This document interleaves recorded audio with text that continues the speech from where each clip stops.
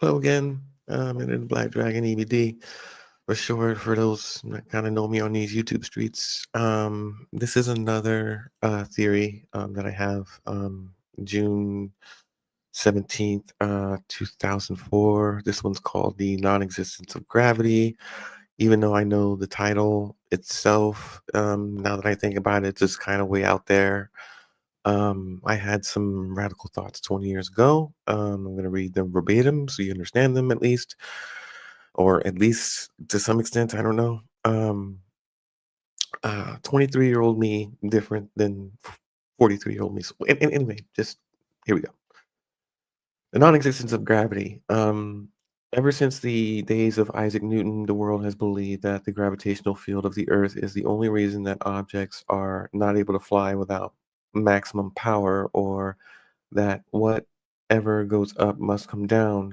But in all fairness, this explanation is not entirely accurate. From just about all logical reasons of my personal attention to this matter, I have given a great time of consideration of the theory of gravity itself. Most scientists believe that gravitational fields are alive and existing today due to the theories of Newton. But hopefully, with an open mind and understanding of science, of my thoughts, you'll come to the same conclusion that I have. That conclusion is that gravity itself does not exist at all. My classmates tend to argue the fact that it does exist, but it's just a small amount of the force that plays a role in our weight distribution and the significant force that is pulling at the moon. The concept of the non existence of gravity came to me when I was watching a video on the Earth's magnetic flux lines from the North Pole to the South Pole. I had reasons to believe that the Earth had a magnetic field that was humongous. Why not the pull of a magnet that is also humongous? The basic function of any magnet or magnetic force is to pull or push depending on the primary polarity. I believe that in every magnet, there is a true North Pole, a true South Pole, or true South Pole.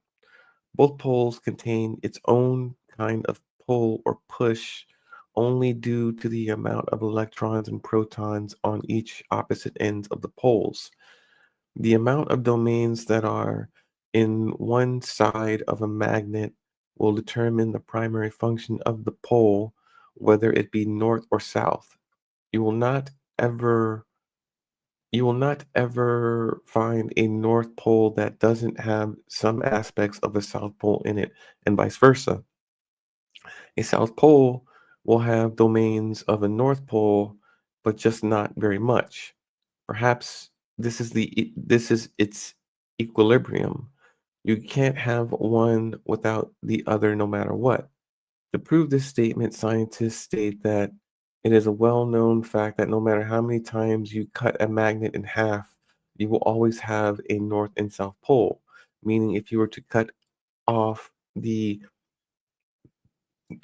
north pole to attempt to only have a south pole available, the magnet itself will change its domains to where you will again have a new north pole and south pole, proving that the amount of domains is the factor determining the differences in poles. Back to the subject of matter. It is the Earth that has a very strong pull among the solar system that has captured the moon in its magnetic field, not gravitational. It is my personal belief, due to pure thought that every single atom that exists can be magnetized. The only factor concerning this statement is the amount of power the source of the magnet has. Gravity has no source, therefore zero pull effect. There is not one single atom located on Earth or space that can produce a constant pull without a push as the opposition that would identify as gravitational. The only thing that has a great pull that also has a great push would be a magnet. With any object we can see or feel around us, there is not a single atom that can only pull other atoms toward it. Um, this would be a true meaning of so called gravity. Gravity is basically the only field that cannot be reproduced by any fashion. It is only the Earth's incredibly strong magnetic pull that is actually gripping us toward the Earth. Every man, woman, and child since the beginning of mankind began is being magnetized. With this comes your weight in comparison with other objects. You could compare this analogy with a real life magnet.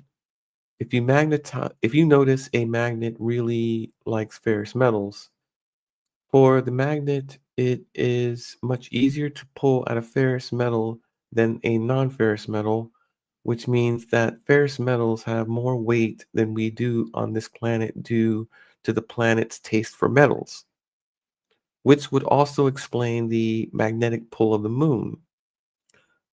On the surface, you can no doubt see moon rocks and dust, but beneath the moon's surface, it is my belief that if you dig deep enough, you will sure enough find that the moon's core is made up of pure ferrous metal of one type or another, or perhaps a new, stronger type of metal that we have yet to discover.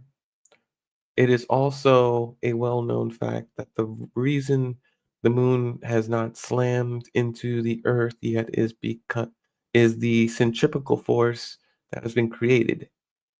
In this analogy, all you would have to do is take a hula hoop and use your hips to keep the hula hoop up. This is the example of what the moon is doing. If the ground is the pull, if the ground is the pull of the magnetic field, your hips are creating that force that keeps the hula hoop from falling onto the ground. This verifies my statement on the real reasons why the moon revolves around the earth.